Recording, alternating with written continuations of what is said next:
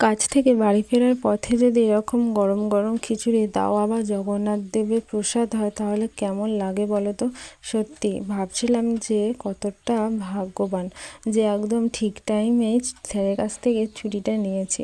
আর একদম পুরো গরম গরম খিচুড়ি এখানে সবাই এখানে সরবরাহ করছে, যারা আসছে যাত্রীরা এবং রাস্তার সবাইকে যারা যারা খাচ্ছে সবাইকেই তারা দিচ্ছে।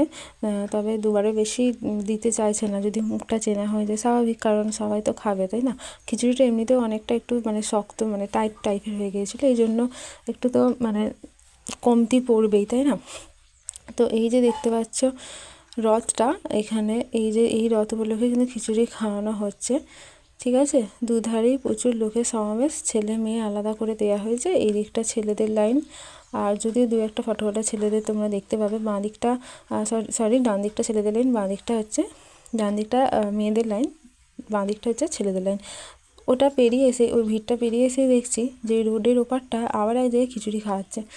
এইখানকার খিচুড়িটা বেশ ভালো লাগছিলো, ঠাকুরের খিচুড়ি ভালোই লাগে সব জায়গায়, কিন্তু এটা একটু বেশ ঝোল ঝোল টাইপের না, খুব ভালো লাগছিলো খেতে। তো খিচুড়ি খেয়ে বাড়ি